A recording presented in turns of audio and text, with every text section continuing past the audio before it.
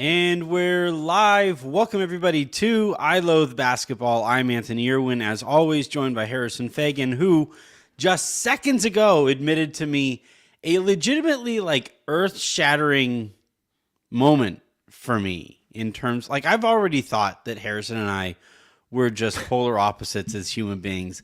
I always thought that, Harrison was just, designed in a lab to be my co-host because of how different he and I are.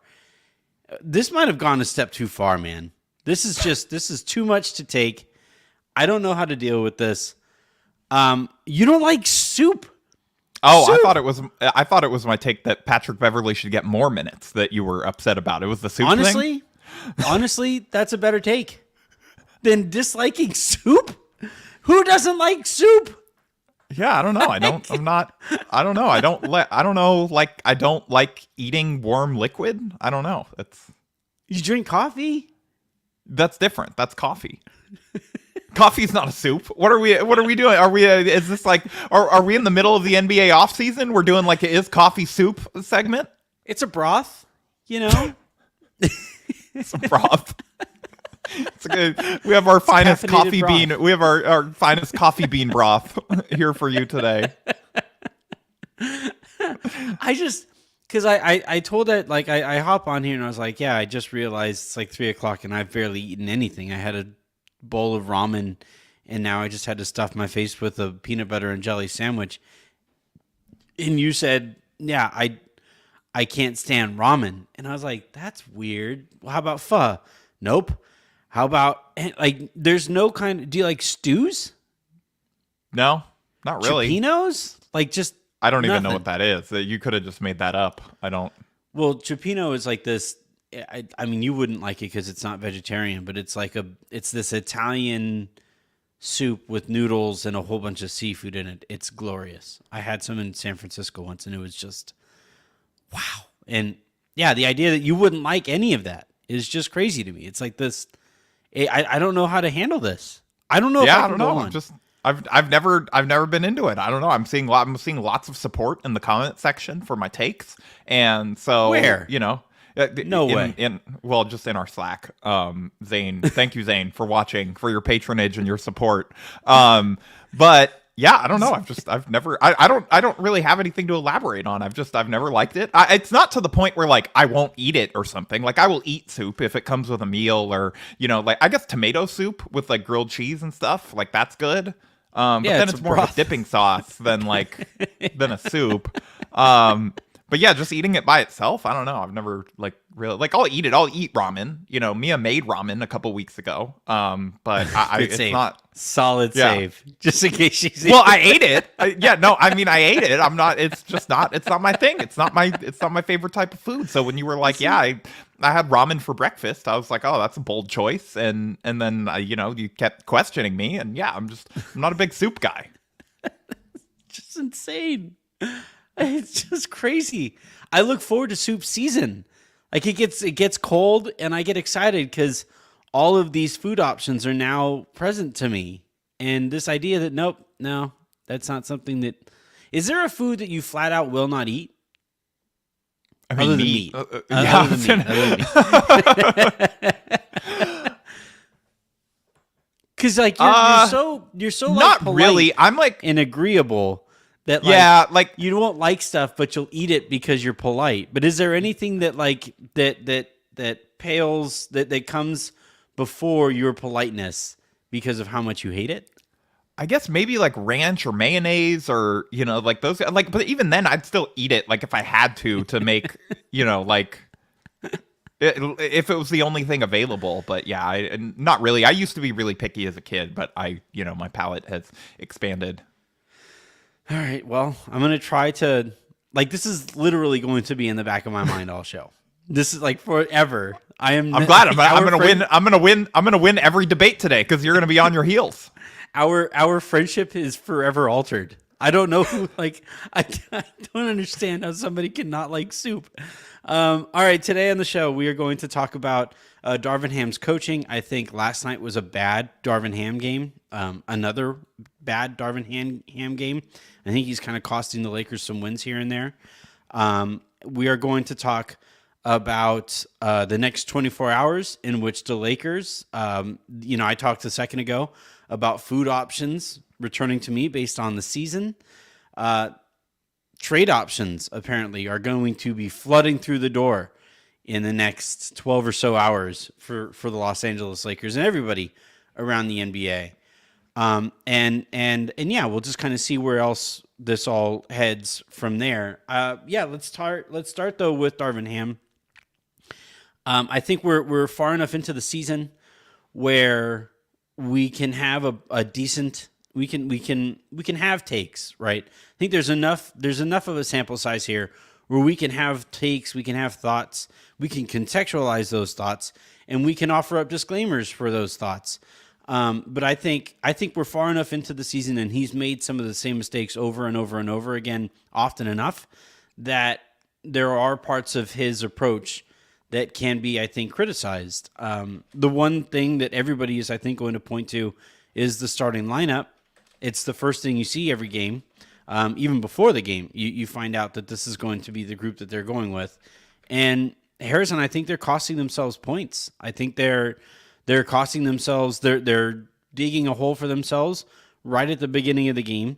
For whatever reason, this has become a staple of the LeBron James era that they just hate starting the right lineup. I don't think there's a correlation between this phenomenon and LeBron. But yeah, I think this whole, 3-guard and LeBron and AD lineup has got to go. I just don't think it's working out here for the Lakers. And, it's kind of maddening. What I get frustrated by is, normally coaches will look for any excuse whatsoever to not change a lineup that's working, especially a starting lineup that's working. They're 11 and 16, so you can't even say that this whatever they're doing is working.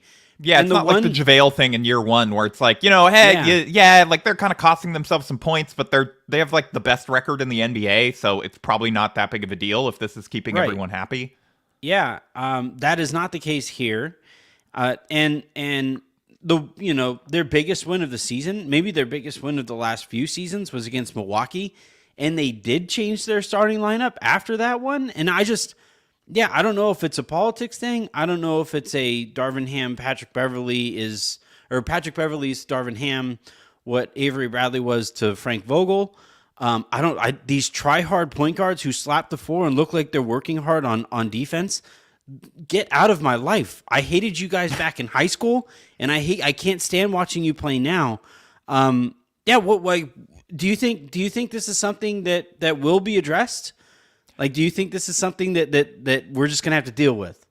So, first of all, I'm floored by the admission that there is a sample size that you wait for before having takes. What were the last 20 games worth of takes? Where were those coming from? What do you mean you're we have enough of a sample size that I can finally start to make some judgments. What have you been doing?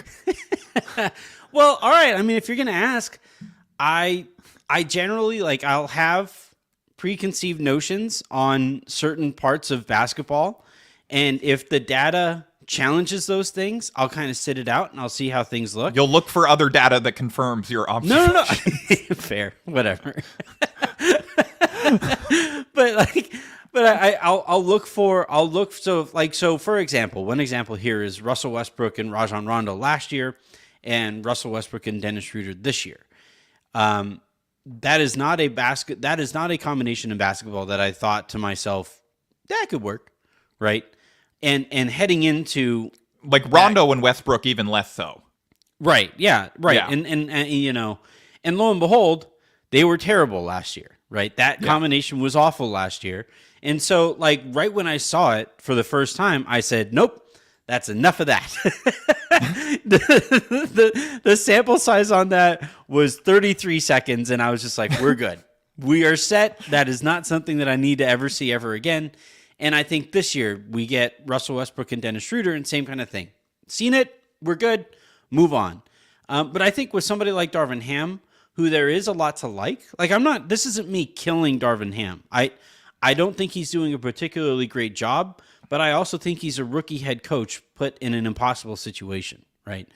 But when it comes to grand macro level takes about a rookie head coach, I do think it does take a little bit of time.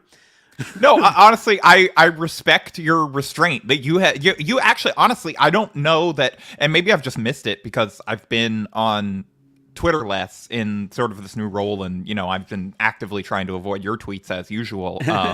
And I don't. Maybe you have been criticizing him on the pod or on the Twitter, and I just haven't really seen it. But I do admire the restraint for you waiting 20 games to complain about someone is like you're like that kid, the meme of the kid with like the veins popping out of his forehead. Like I assume that's been you for like the first 20 games, but the veins are like 3 times bigger. They're like protruding from his skull. Like yeah, you're just ready to. You're completely red, just ready to explode.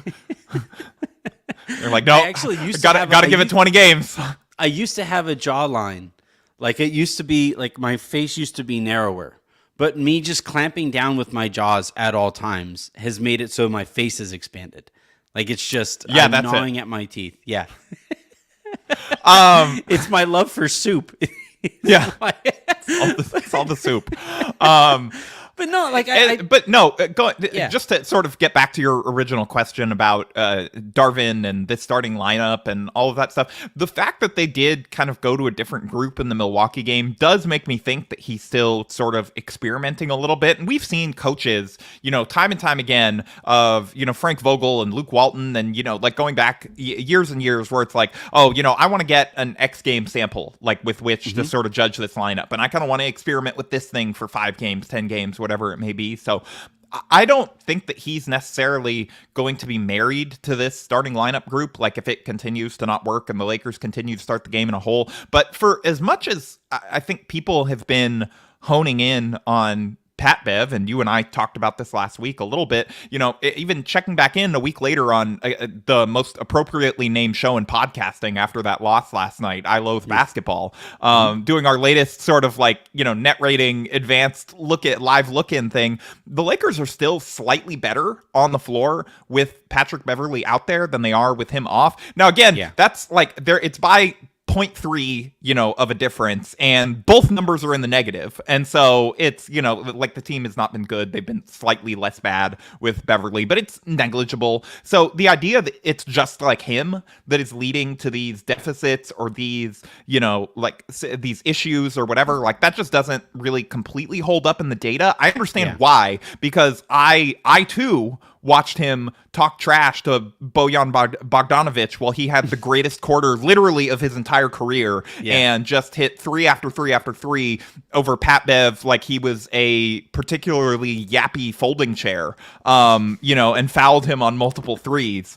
Like I get it. Like the mistakes are loud. He's sort of an obnoxious player, just in the sense of like no Laker fan. There's no Laker fan that was like, oh, you know who I was a big fan of and always wanted to be a Laker was Pat Bev. Like that person does not exist. And so he was sort of like set up for criticism from the beginning. And the offensive stuff is incredibly loud. For as many like kind of good things as he does on defense, the team is still better on the floor with him on defense than they are without, like significantly so. That's really the source of them being slightly better, during his time. The offensive stuff is really loud, and he's bricked a bunch of shots. He missed 2 layups last night, just completely wide open layups that he just bricked. It was sort of incredible, and I completely empathize and understand with why people are sick of Pat Bev, but I think that the Lakers' problems, like he's an easy scapegoat, but he's not the only scapegoat, and so I'm not willing to like blast Darvin Ham too hard for Pat Bev specifically. What I think is sort of a more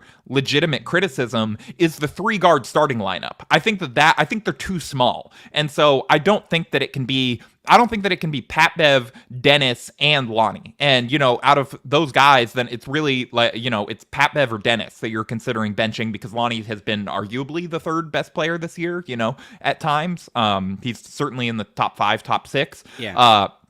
And so he's got to be out there. Russ is establishing the 6-man role. So it's really like Dennis or Pat that you're considering sitting. And I'd be fine sitting either. I think that Dennis has shown a little bit more utility alongside like LeBron than he has in units without him, which is why I would sort of argue for keeping him out there and probably still argue for putting Pat Bev on the bench. But I also, to Ham's, point of view, I like Austin Reeves off the bench with Russ. I think that those two complement each other really well. And so I know that there's a lot of clamoring for Austin to start, but I think that those two are fairly symbiotic as a backcourt combo. And I like that group. So like, I sort of get where the criticism is coming from, and I agree that they're too small. I'm just not sure that with this roster construction, there's a good answer to fix this. And maybe it's Troy Brown, but then again, that sort of like he's been in and out of the rotation, and I think he should probably be in the rotation. But he also has made some fairly loud offensive mistakes.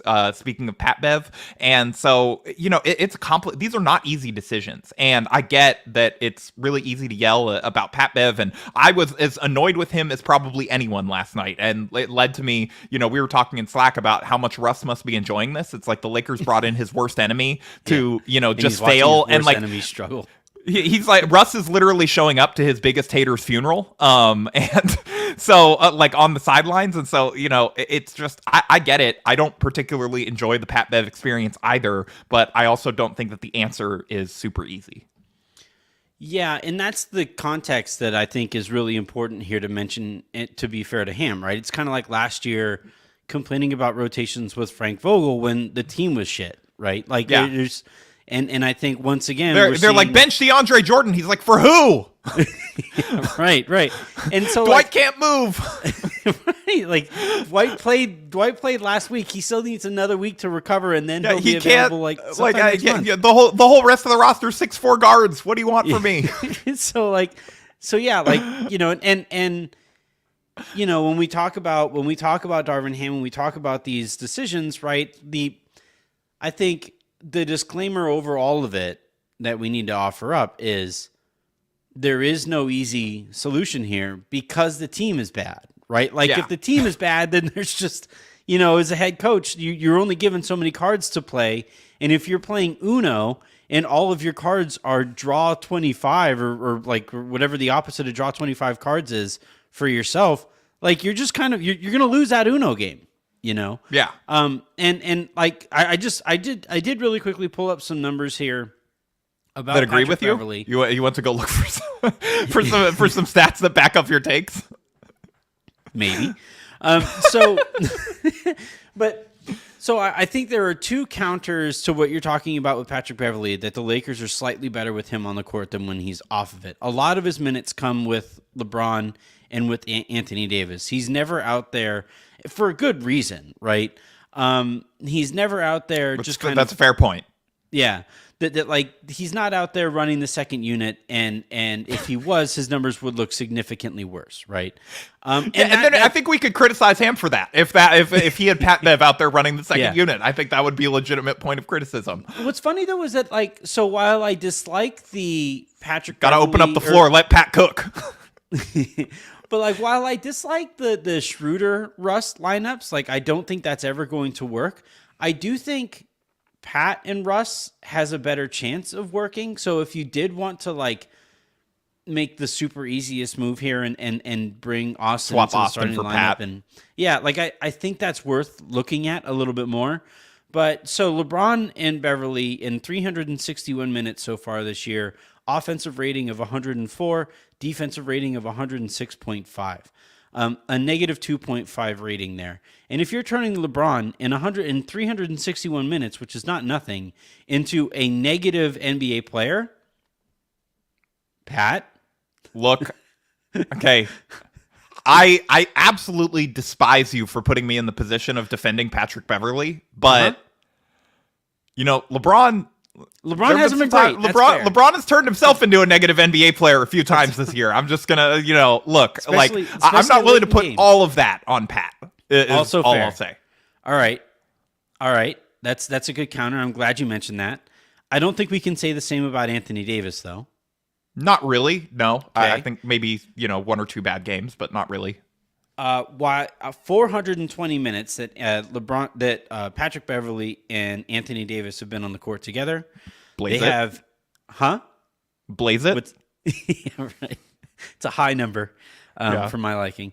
But so 106.7 offensive rating, 106.8 defensive rating for a minus 0.1 net rating. And I'm sorry. Hell yeah, Pat. Only getting outscored by 0.1 points. But if you're turning You're talking me into it. I'm ready to go. If you're turning Anthony Davis this season into any kind of a negative player, my dude, like what are we doing? To be here? fair, that is a very small negative, and that's like, if anything, that's Anthony that Davis could be has to be a statistical. clear positive. Yeah, no, that's fair. Some of that, again, though, is that these lineups overall are just too small, which sort of, I guess, like, to me, that's the best argument for what you're saying is maybe the Pat Russ lineup against bench units, like, there's not as many guys that can take advantage of that. Maybe you sort of throw him in there and you swap him with Reeves, and that is, like, I certainly think that it's worth trying and seeing if you can deal with a little bit of the size deficit, but it also sort of comes with some of these drawbacks where, you no longer have that connecting player alongside Russ that is sort of helping, with secondary playmaking and, taking a couple possessions here and there. And like, we all watched Pat Bev miss two wide open layups at the rim last night. Like, Harrison, I threw my phone. I haven't done this in years, but I slammed we have a big rug. So like I did the math as I was getting ready to do it, but I threw my phone down on that rug. And I knocked out my ability to text for the entirety of a night. So my point is that in some of those backup lineups, which, there's an argument to be made that you should not be prioritizing your backup lineups over your starting lineup. So that's probably the fairest counterpoint here. Mm-hmm. But in those backup lineups, like there are times where you can get by. It's like, okay, we're going to let Austin Reeves cook for a possession or two. And he's been really good in that role. If you let Pat Bev cook for a possession or two, you're burning the house down. So like, I just don't. Yeah. That I think that is probably the way that, just talking this through with you, that's probably the way that I would go. I think it's at least worth trying, but we've also seen coaches often prioritize veterans over, over younger players for locker room reasons. And for, if they feel like, I don't know that I totally buy into the Pat Bev leadership effect when he is the one that is getting you lit up by, various guys because he won't stop talking trash as they keep scoring over him. Like, I don't know how to like quantify that value, but I do think that there is something, I guess, to his energy, and maybe Ham feels like the guys are inspired of it, and maybe you start to lose him a little bit, or you start to lose some sort of like a hard to quantify element by taking him out of the starting unit. I don't know the answer to those questions. Yeah, so I did, just in terms of the last number that I had here that I wanted to offer you up is the Patrick Beverley, Anthony Davis, LeBron James minutes, which I lost because I have ADD and I went off and looked for something else. So LeBron James, Patrick Beverley, Anthony Davis, 257 minutes together, 102.5, offensive rating, a defensive rating of 106.1. That is a negative 3.6 rating. And yeah, like you're talking about, some of that is. But that's better than the Lakers' defensive rating on the season. Okay, but it is. I'm just saying. Here's my thing, and this is what's driven me like batshit crazy over the LeBron James and Anthony Davis era, is the Lakers' just complete misunderstanding or misprioritization. I think I said that right. Of maximizing LeBron and Anthony Davis, like this, and they don't know how to do it. It seems like they, clearly, if you're waiting, and we're going to talk about DeMar DeRozan here in the second half of the show, which I guess we've already kind of sort of arrived at, but if we're going to talk, like, if you're waiting to make a move in hopes that maybe, just maybe, DeMar DeRozan becomes available, that tells me that you still have no fucking idea how to maximize LeBron James and Anthony Davis, because he has a lot of the same issues come with him that you've had to deal with and overcome with Russell Westbrook. But yeah, like I all of the Anthony Davis, LeBron James combinations, and I'll find those two guys just isolated on their own, because I think that's important here. So LeBron James, Anthony Davis on the season, 106.9.6 offensive rating, 107.3 defensive rating. So it's a slight positive over 420 or 469 minutes. this is the part. Wait, so they've only played 49 minutes total without Pat Bev alongside, or I guess no, that's not quite, because that was the AD Pat Bev pairing. Yeah, but yeah, they yeah. probably less than that. So the lineup, so it's not, I mean, some of this is due to injury, right? But LeBron James and Anthony Davis aren't in the top 5 for most minutes played together in terms of two-man combinations. The two guys who have played together the most so far this season have been Anthony Davis and Lonnie Walker. But like I don't know. I think like if we were just allowed to operate the way that people think the Dodgers operate, right? Where what they'll do with pitchers is they'll get them in and they'll say, hey, you have this elite pitch. Let's throw this elite pitch more than any other pitch in your arsenal by a lot. And we're going to maximize this one pitch. And this is the way that we are going to make you a better pitcher, right? And countless pitchers have come to the Dodgers and left the Dodgers richer because of that approach, right? And I think here with this rotation, the Lakers have a 106 mile an hour fastball with LeBron James and Anthony Davis as a combination. And I think you need to maximize that 106 mile an hour fastball by surrounding those guys who the core requirement has to be maintaining those two, that your combination. If you're the third person in that 3-person combination, you have to be a positive. And if you aren't with those guys, then you're going to be on the outskirts of the rotation. And I think because of Patrick Beverley's inability to shoot this year, and because he isn't creative enough on the ball to make up for it, and he isn't good enough. Well, he's creative. It's just, the output. Finds creative ways. Yeah, to the drive me output of insane. that creativity. Yeah, I don't know. Like it's not getting high marks from critics.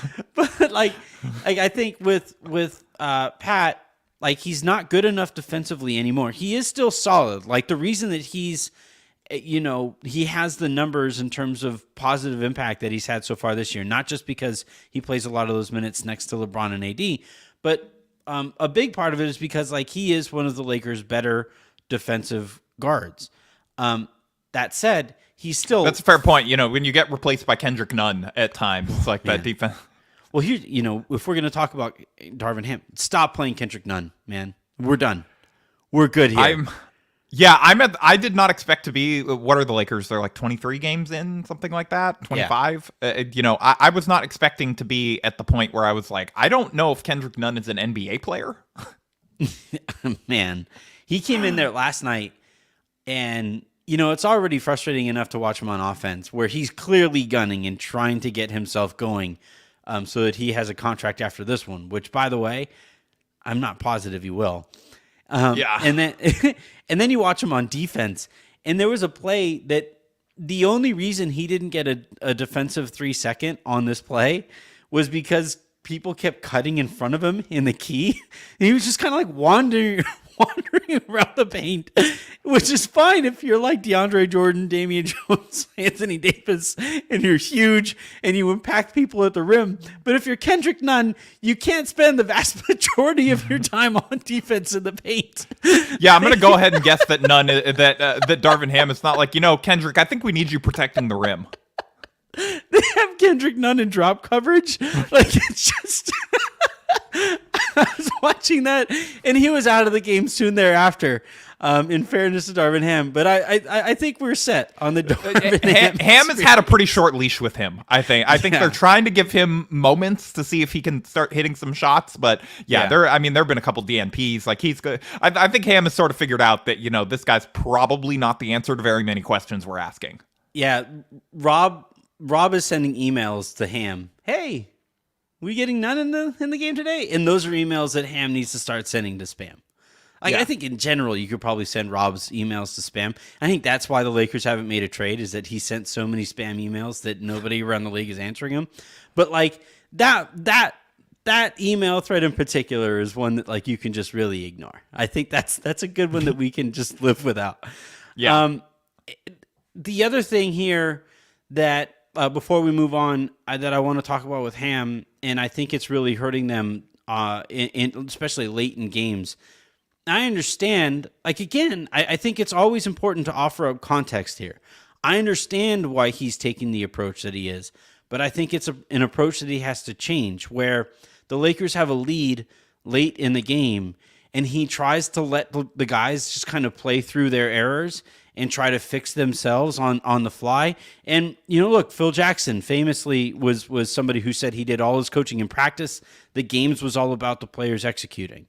The thing is, Phil Jackson had better teams, and and I think, like, these games, the margin It's a hot for take. slightly, the Lakers have such a thin margin for error.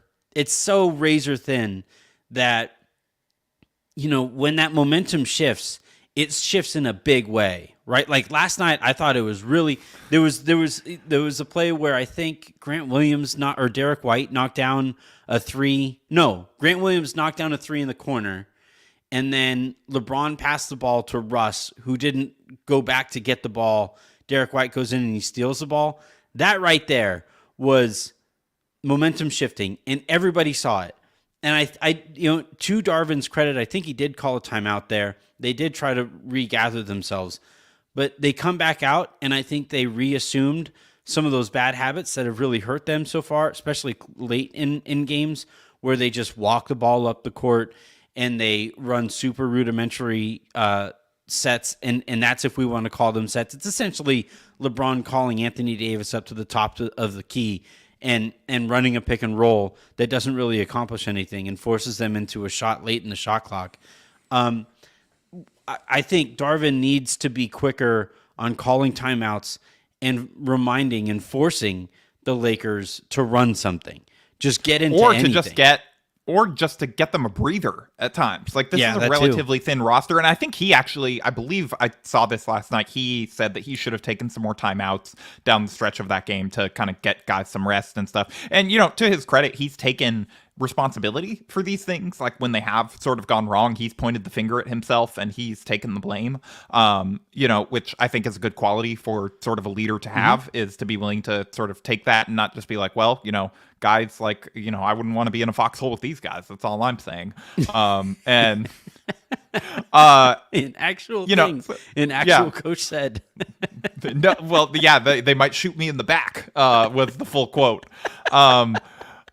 Yeah, so he's not doing that, which is good. But I think, maybe the point where you can criticize him, sort of circling back to the Pat lineup, whatever stuff, is, there are times where down the stretch, if you're blowing one of those leads, or if a guy's kind of clearly not fitting in and things are not working, like, sometimes you got to change that lineup. And it's one thing to start guys because you have an idea of like, okay, these are these lineup constructions that make sense, and I sort of want to kind of get everyone their rotation minutes and figure this out and sort of slot it all in and make sure that that's sort of running on its own. But at the end of the games, like, you got to be willing to make kind of more decisions on, okay, let's kind of roll with the guys that either brought us back into this game, or if guys are running out of gas, let's get a quick sub. Like, let's make this lineup isn't working, let's get a quick sub, rather than just kind of letting them play through it and being like, okay, well, maybe this time Pat will like be as tall as Bojan Bogdanovic. Yeah. Do you think it's like crossed their minds to? Although that's a bad example. I think he benched Pat that whole fourth quarter. I think he's like, what you did. Go sit down over the best coaching move of the year. He's like, all right, we're not gonna. We can't let Bojan score 25 points in the quarter again. But yeah, and look, I think a lot of the clutch issues kind of come back to the fact that Pat was supposed to be good enough to be in those closing lineups, and he was supposed to be the ideal fit alongside LeBron units for those closing lineups as a defender who hits threes. Right. And because Pat hasn't been that, it really limits Darvin's options late in these games. And I also think, I'm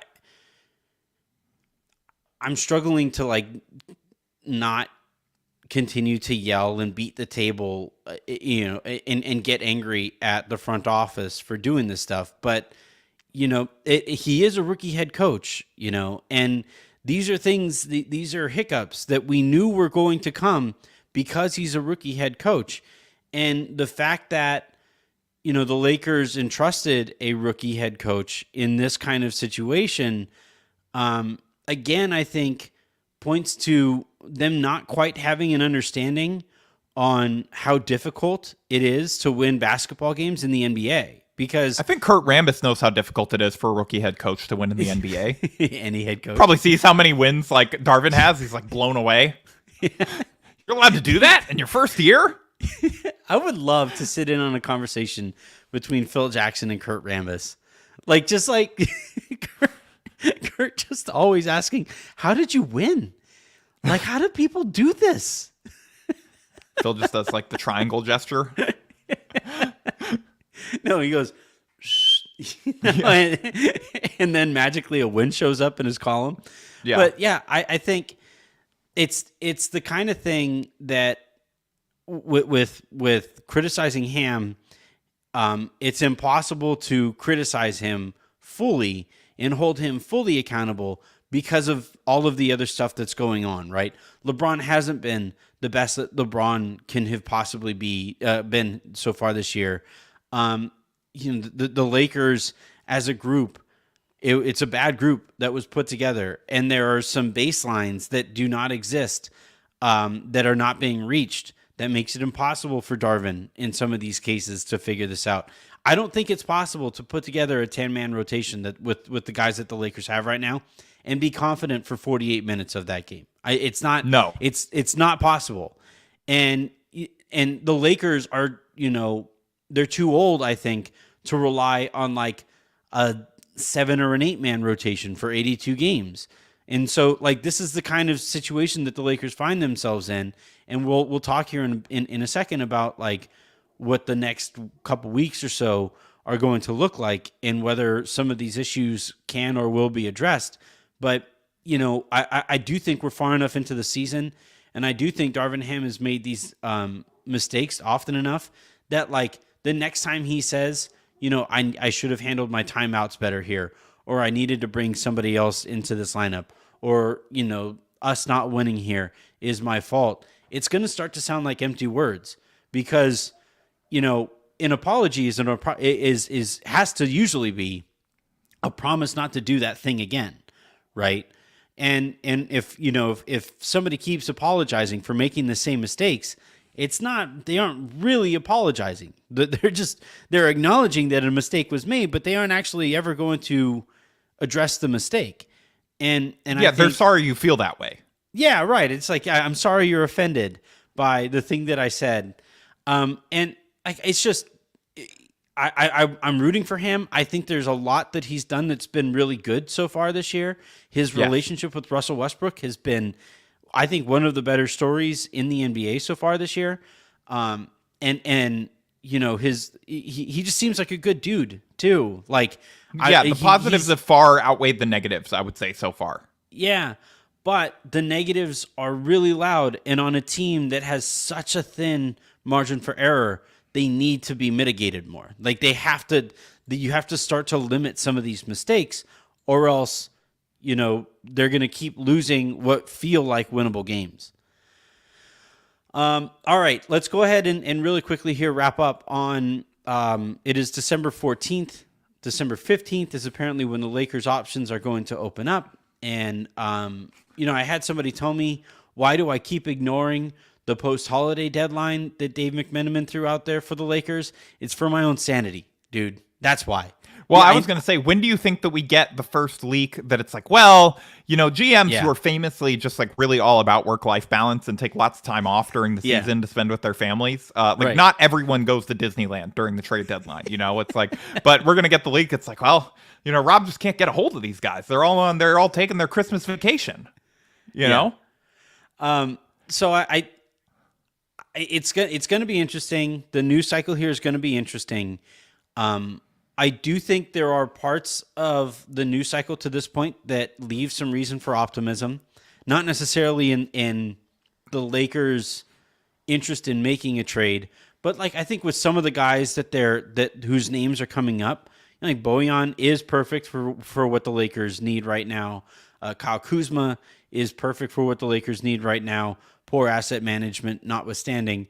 I do get a little nervous at this notion that they might hold out for DeMar DeRozan, and that's actually the last thing that I kind of wanted to finish this show out with is why? Like just I'm sorry, I'm generally? still laughing. I'm laughing just at the idea of the Lakers going to like tradenba.com and or Fanspo, the trade machine, and they're like, well, it says it'll update on December 15th with what guys are legally going to be able to be traded.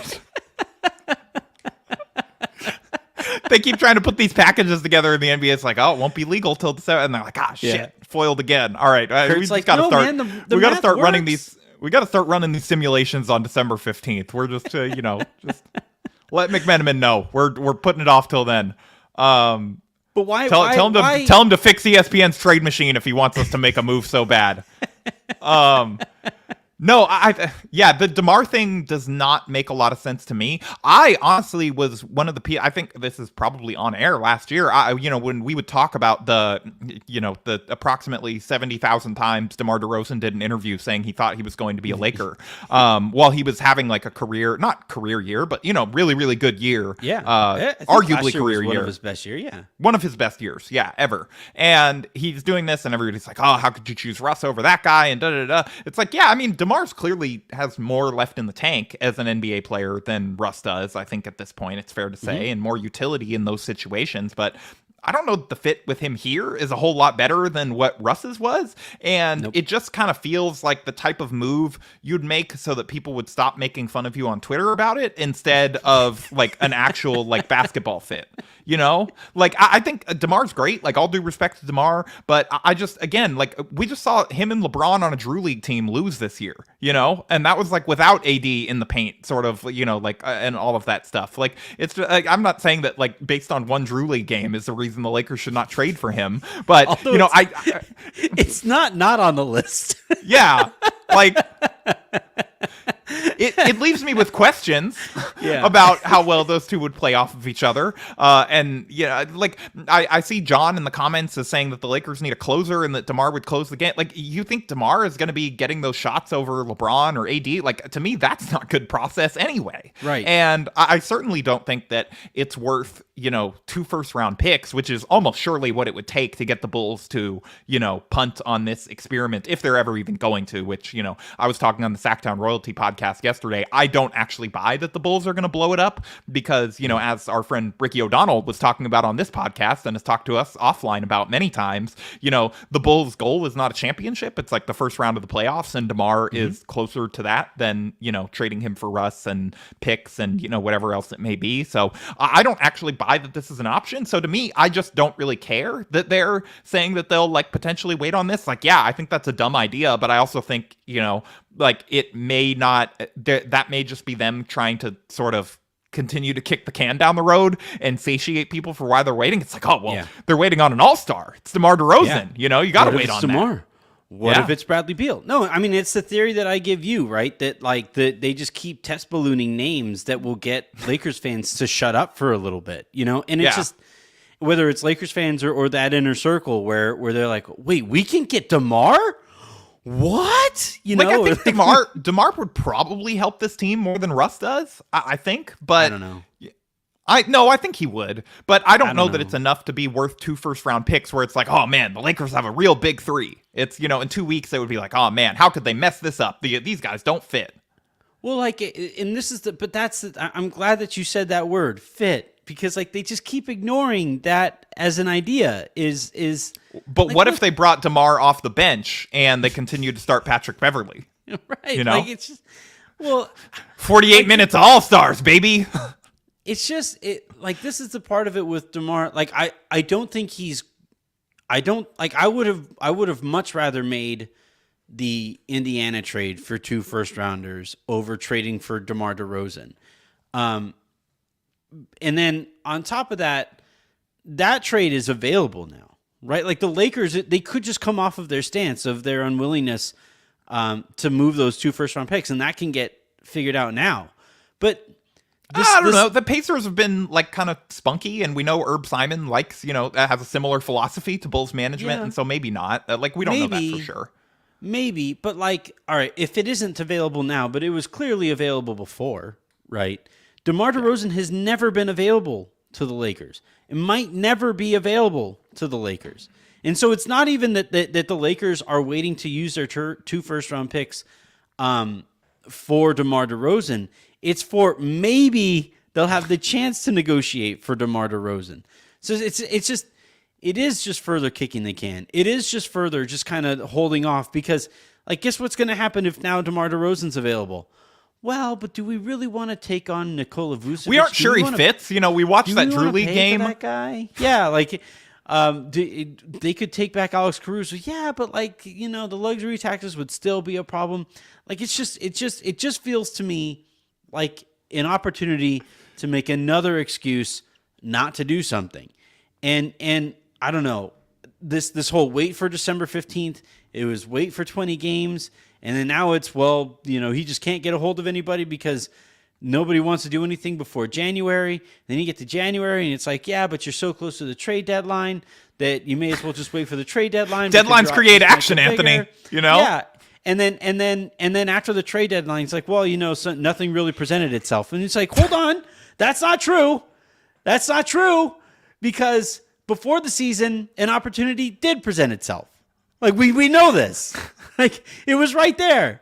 And it's just like and I don't know. I watch this team be competitive and take a Boston Celtics team that has been a buzzsaw for much of this year to overtime. I see them beat Milwaukee.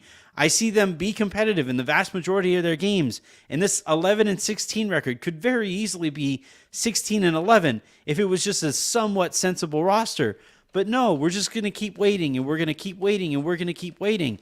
And at some point, it's like, if you can't, like, if we're honest about what is necessary from the front office this year, like, it's really not that big of a lift, right? Like, you did the important part. You did the difficult part. You brought in Anthony Davis. You brought in LeBron James. That's the hard part. It's putting a group around them that should be the easy stuff. That's the easy part. That the margins are the part of this that, like, you should be able to with 2 first-round picks. The fact that this idea that the Lakers have expiring contracts and 2 first-round picks and the front office is like pulling its hair out because they don't know how to fix this roster, then I'm sorry, man. Like, you're fungible. You're replaceable. You shouldn't be there. Well, Anthony, how about this? You know, the front office has heard you out and, you know, inspired by my friend Trill Brodude on his podcast the other day. Like, here's what their plan is. You know, they keep kicking the can down the road. They wait till this summer. You know, they trade some of the, like, they do sign and trade for KCP. With the Nuggets, they like send some of these, like one of these guys to Denver with a pick. They save that cap space to re-sign Danny Green, and they figure out a way to, pry Alex Caruso from Chicago. Yeah, but what about? Oh, I guess Kuzma could be signed with. Kuz comes back for the minimum. He just misses LA. Just get the whole gang back together. Why not? Yeah, why not? Run it back. No. They wouldn't. See, that's the thing, though. They could have that opportunity presented to themselves, and they wouldn't do it. They'd be like, no, the bubble was a fluke. Be like, those bubble frauds? like it's so Rob's hard like, boo, asterisk, boo. It's so hard. You're not real champions. Like I find myself constantly like typing out and deleting tweets in response to people who call the Lakers frauds because of the bubble. It's so hard to like defend that team, knowing that the front office wouldn't even defend that team. They're hitting retweet. They're hitting like. They're like, you know what? Points were made. God. All right. Rob's listening to the Bill Simmons podcast, and he's like, man, this guy's making some points. Like, can we hire him? I think President of basketball operations, Bill Simmons. All right. I think that's going to do it before I have an aneurysm. In terms of content that is coming up, the Lakers have a couple more days off before they play again on Friday. Thank God. I think we all need it after that one. You know, I will say, like, if I do want to end on a bit of a positive note, I was actually kind of happy how upset I was losing that game to Boston.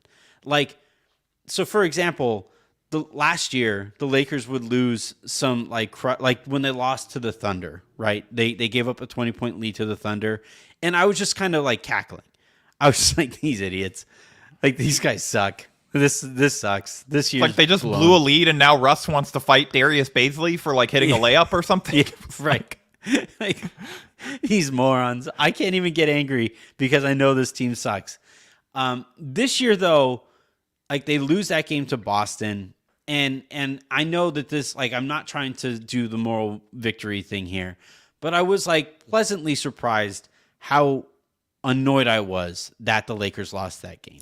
That I has was to be worth pleasantly something. surprised by how transparently pissed off LeBron and AD were, because like that's the type of game where Russ, last year they're like, different- yeah, different story. gotta wait for Trevor Ariza to get back, man. I don't know what you want us to Yeah. do. Like, Do we want to have a conversation about Anthony Davis's free throws, or are we just gonna continue to I'm gonna choose to believe that did not happen. again? Oh But man, no, but do you agree though? Like that, and I'm glad that you made the point about the guys who are actually losing that game, right? That they are actually upset about it too. But I think, like we were heading towards, I think, apathy, and I think the longer that they kick the can on this roster, the more I was kind of apathy worried about might it on set that in. road trip when, a couple Yeah. of those losses where it's like, oh, does this start to become a habit? They just feel like we don't have enough. Why are like AD starts to say, why am I going this all out? Like if, if it keeps being L's, like, LeBron sort of, we've seen how he sort of reacts on the floor when he knows that his team doesn't have a shot, but both of them still seem to be playing hard and still trying to make this work. And yeah, I mean, I think the Lakers got to take advantage. I certainly don't think that means they should be giving up 2 first-round picks for DeMar DeRozan. No. But, I do think that there are hopefully things that they can do on the trade market, whenever they can get GMs to start answering the calls. Like, I don't know if that's going to be tonight or, again, it's the holidays are weird. We've all been there. You're trying to, where like there were some people scheduled meetings with me for next week. I'm like, come on, I don't want that. Like, I'm gonna respond to maybe on this calendar invite. Yeah, I had a meeting yesterday with Kist, my boss, and I was just like, this stretch is like November through the week before Christmas is kind of like the Friday of the year. November through the week before Christmas. That explains like, so much about you. After Thanksgiving, like Thanksgiving. You're like, these 7 weeks. It's kind of like all one Friday.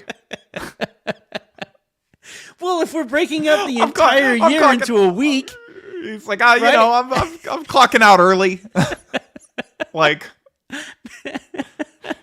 if we're breaking up the year, 20 months or 12 months of the year into 7 days, 3 weeks or 7 weeks or whatever it would be as one Friday would make some sense. Like it's close enough mathematically. But what you really don't want to hear is that I look at like the week leading up to Christmas through New Year's as a Saturday and I just don't work. You don't work normally. You're like telling your boss, you're like, yeah, I might record like just like one show a day. I might, I don't know. I may not edit them. And he's like, do you normally do any of those things? All right. Well, that's anyway. This was Anthony's performance review for the quarter and I Loathe Basketball. So, what I'm finding out is that I'm Tyler Ennis. Like I'm not particularly talented, and I don't work very hard. So, like, I think Kendrick Nunn might be a more apt comp for this year. Comp for this year's Lakers. I'm gonna go stare into a mirror for like a half hour now. This is my loss of the week. This is my misfortune of the week. Is the last 2 minutes of the show. All right, that's going to do it, though, for this episode of the I Loathe Basketball podcast. Make sure you guys tune in tomorrow live for when we host the Lakers Lounge, and then get ready for Friday when Aaron and I will preview the game that night as well as react to what I hope to be some new rumors, some new names. Yeah, no, I'm excited. December 15th, you can ask Aaron for the latest updates. We're good to go. What I would, all I want from the next like 24, 48 hours is a name to come up who was not available before December 15th. Because to this point, everybody who we keep talking about, the Lakers could have offered up a trade for before December 15th. Yeah, but they need those veteran minimums like salary fillers, It's just and all the guys that they're leaked to be offering could all have been traded already. This is no, we just figured out the whole Ponzi scheme. It's horseshit, all of it. I'm gonna go drink something. We'll talk to you next week.